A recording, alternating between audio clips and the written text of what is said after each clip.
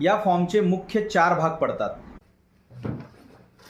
नमस्कार मतदार मित्रांनो, BLO मित्रांनो आणि आपल्या सर्व मित्रांनो.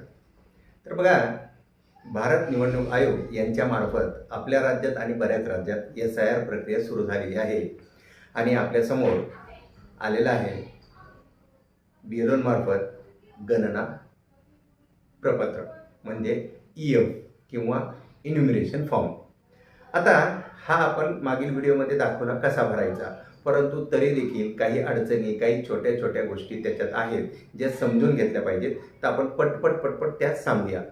BLO ॲपवरती BLOला डॅशबोर्ड येणार आहे. त्या डॅशबोर्डमध्ये त्या BLO ॲपमध्ये SIRचं एक टॅब येणार आहे.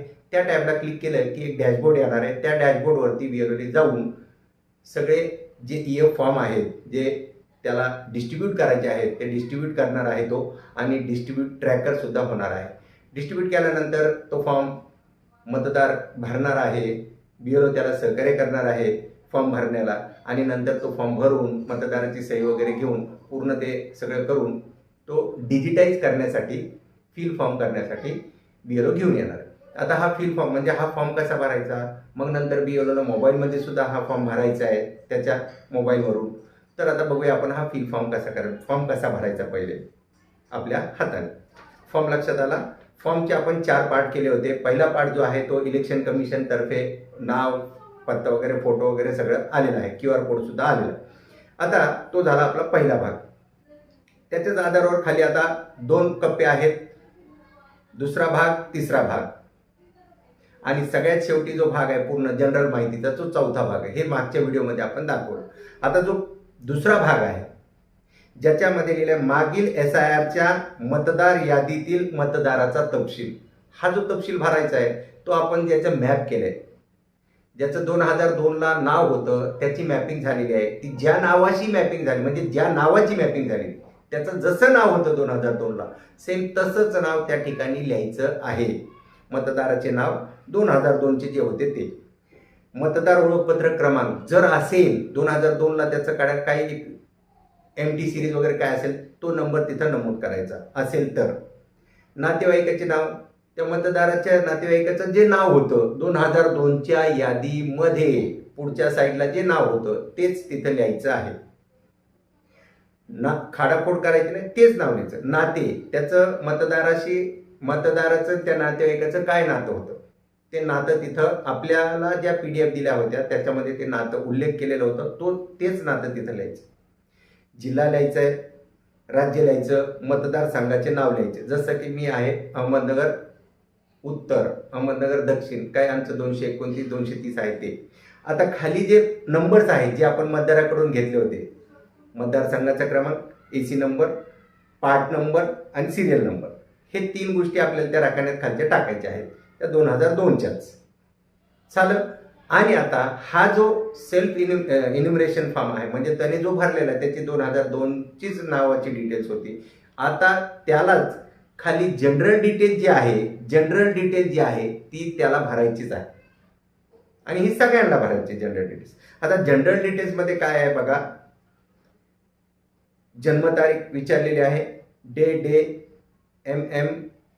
YYY म्हणजे YYY म्हणजे जन्मतारीख अशी 2 अक्षरात, 2 अक्षरी महिना आणि 4 अक्षरी वर्ष टाकली.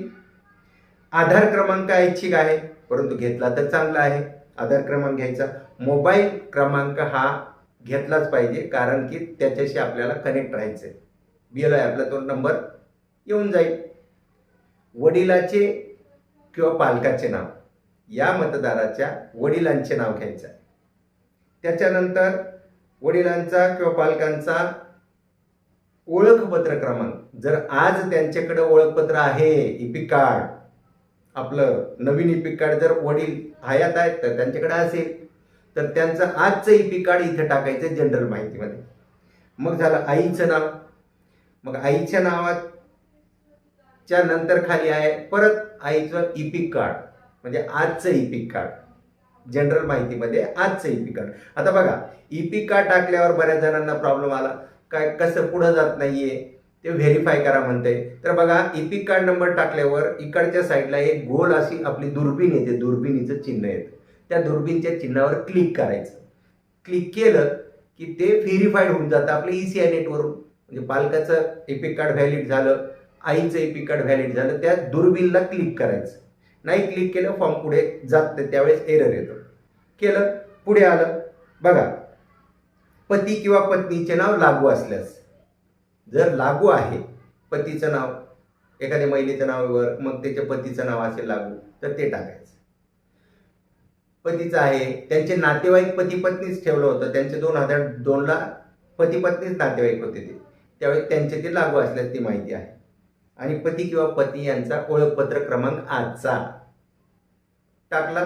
एवढं सोपं आहे. हे झालं सेल्फ मॅपिंग. म्हणजे त्याचं 2002ला स्वतःचं नाव होतं, ते झालं मॅपिंग. मग साईन दिली त्यांनी, BLOनी साईन केली आणि हा संबंधित फॉर्म जो आहे तो अपलोड केला. किंवा आता आपण लिहिण्यापर्यंत आलो, फक्त हा फॉर्म पूर्ण झाला लिहायचा. 1 नंबर. आता म्हणजे पूर्ण झाला हा फॉर्म. आता आपला जो तिसरा कप्पा होता, ज्याच्यामध्ये प्रोजेनीची माहिती आपल्याला लिहायची होती. प्रोजेनीची माहिती लिहिताना या ठिकाणी जो तिसरा कप्पा आहे, ज्याच्यामध्ये असं लिहिल्यावर वरील रकान्यात ज्याचे नाव नमूद आहे त्याच्या नातेवाईकाचा मागील SIR मधील तपशील. बघा मग जो वरती जे फोटो चिटकून आलेला आहे ना, त्याच्या नावाचा काही संबंध नाही. त्यांनी ज्याच्याबरोबर मॅपिंग केलं होतं 2002चे, त्यांनी जे नातेवाईक आपल्याला दाखवले होते, आई किंवा वडील, आजी किंवा आजोबा, या 4 पैकी त्यांनी ज्याच्याशी मॅपिंग करायला लावलं होतं ना आपल्याला, त्यांचंच इथं नाव येणार आहे. मग तिथं लिहिलं नाव, लिहिलं आपण नाव, त्याच्या वडिलांचं नाव लिहिलं किंवा काय, वडिलांचं लिहू आपण, वडिलांचं नाव. त्याच्यामध्ये नाव लिहिल्यानंतर त्याच्या नातेवाईकाचं म्हणजे मतदार ओळखपत्र विचारलंय ते असेल 2002चं, तर तिथं लिहायचं. पण आता मेन प्रॉब्लेम आहे नातेवाईकाचे नाव. तर इथं जे आहे ना प्रोजेनी मॅपिंगमध्ये नातेवाईकाचं नाव हे 2002चंच असलं पाहिजे. म्हणजे ज्याचं नाव लिहिलं आपण, वडिलाचं नाव, मग आता वडिलांचे नातेवाईक कोण होते त्यावेळेस, मग ते आजोबाचं नाव येईल. ते इथे आजोबांचं नाव लिहिलं, त्याच्यानंतर नाते आहे, ते नातं आहे आपलं वडिलांचं, वडील लिहिलं, जिल्हा लिहिला, राज्य लिहिलं, मतदारसंघाचे नाव लिहिले, अहमदनगर दक्षिण काय असेल, आणि मग मतदारसंघ क्रमांक जो आपण घेतला होता 2, म्हणजे त्या ठिकाणी मॅपिंग करताना तो यादी भाग क्रमांक, अनुक्रमांक, हे तर माहिती.